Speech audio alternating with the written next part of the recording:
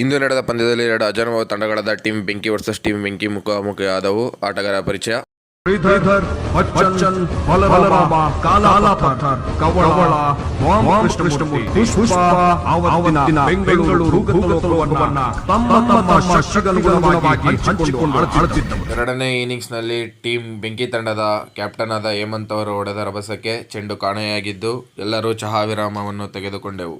ನಂತರ ಚೆಂಡು ಕಾಣೆಯಾದ ಕಾರಣ ಎಲ್ಲರೂ ಚಹಾ ಕುಡಿದುಕೊಂಡು ಮನೆ ಕಡೆಗೆ ಹೊರಟರು. ಇಲ್ಲಿಗೆ ಕ್ರಿಕೆಟ್ ಅಧ್ಯಾಯ ಮುಕ್ತಾಯ.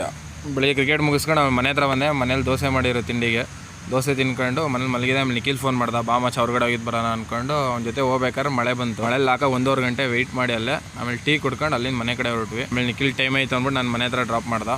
ಆಮೇಲೆ ಸಂಜೆ ಉಲ್ಲಾಸ ಮತ್ತು ಮೋಹಿತ್ ಬಂದು ಪಿಕ್ ಮಾಡಿದ್ರು. ಇವತ್ತು ರಮೇಶ್ ಬರ್ಡೇ ಐತೆ ಮಚ್ಚ, ಬಾ ಸಂಜೆಗೆ ಅರೇಂಜ್ಮೆಂಟ್ಗಳು ಮಾಡ್ಕೊಳ್ಳೋಣ ಅಂತ. ಮತ್ತು ಅಲ್ಲಿಂದ ಸರ್ಕಲ್ ಹತ್ರ ಹೋದ್ವಿ. ಸರ್ಕಲ್ ಹತ್ರ ಹೋಗ್ಬಿಟ್ಟು ಹುಡುಗರೆಲ್ಲ ಅಲ್ಲೇ ಇದ್ದರು ಸರ್ಕಲ್ ಹತ್ರ. ಸೊ ಎಲ್ಲರನ್ನೂ ಮೀಟ್ ಮಾಡ್ಕೊಂಡು